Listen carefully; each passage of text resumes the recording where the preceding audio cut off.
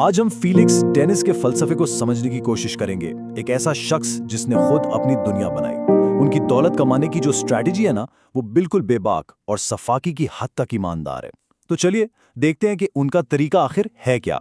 Felix Dennis देखें, कोई झूठे वादे नहीं करते। वो बिल्कुल साफ कहते हैं कि उनका मकसद खुशी दिलाना नहीं, बल्कि सिर्फ और सिर्फ एक चीज है, दौलत। ये उनका बिल्कुल क्लियर और कह सकते हैं बेरहम नजरिया है। तो चलिए इस सफर को शुरू करते हैं। सबसे पहले हम ये समझेंगे कि अमीर होने का असल मतलब क्या है। फिर उन बहानों को चैलेंज करेंगे जो अक्सर लोगों को रोक देते हैं। उसके बाद हम देखेंगे कि नाकामी के खौफ पर काबू कैसे पाया जाए।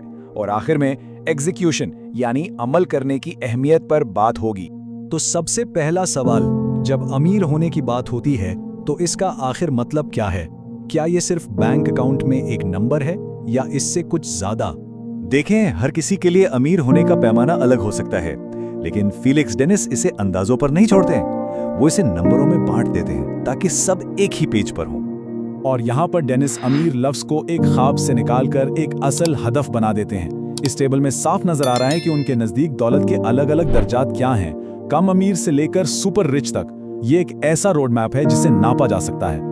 लेकिन डेनिस के लिए दौलत सिर्फ पैसा नहीं है। असल में ये एक बहुत ही कीमती चीज खरीदती है, और वो है वक्त।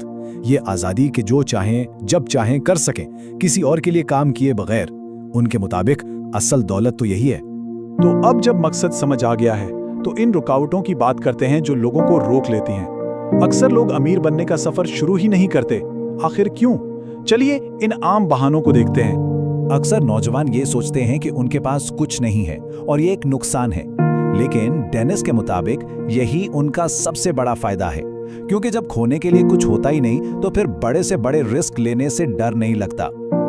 और उन लोगों का क्या जो अपने करियर में आगे बढ़ चुके हैं? उनके लिए असल रुकावट उनकी फैमिली या मॉर्गेज नहीं है। नहीं, असल जंजीर उनके आराम और स्टेटस की है, जिसे वो खोना नहीं चाहते।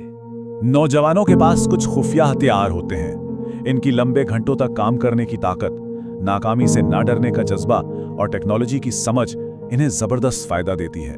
ये कमजोरियां नहीं, बल्कि उनकी सुपर पावर्स हैं। बहाने तो एक तरफ, लेकिन एक ऐसा खौफ है जो हर किसी को रोक देता है, चाहे कोई नौजवान हो या तजुर्बाकार। ये एक ऐसी रुकावट है जिसे अक्सर लोग पार ही नहीं कर पाते। डेनिस इस खौफ को एक नाम देते हैं, 800 पाउंड का गोरिल्ला। यह है नाकामी का खौफ।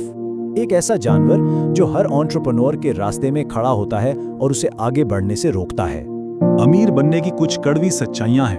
पहली बात, लोगों के सामने नाकाम होने के लिए तैयार रहना पड़ता है, कभी कभी बहुत बुरी तरह।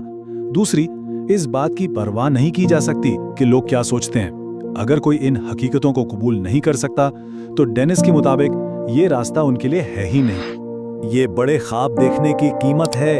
जब कोई नाकाम होता है तो लोग हंसते हैं, और जब कामयाब हो जाए तो वो हसद करते हैं। उसके लिए तैयार रहना जरूरी है।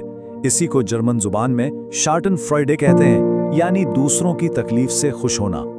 तो इसका हल क्या है? डेनिस कहते हैं कि एक मेंटल कैरेपेस यानी एक ज़हनी ढाल बनानी होगी। इसका मतलब ये नहीं कि किसी की ना सुनी जाए, बल्कि ये है कि लोगों की मनफी बातों को अपने ऊपर असर ना होने दिया जाए। तो अगर बहानों को पीछे छोड़ दिया है और नाकामी के खौफ पर भी काबू पा लिया है, तो अब आखिरी और सबसे अहम चीज क्या है? वो कौन सी चाबी है जो कामयाबी का दरवाजा खोलेगी?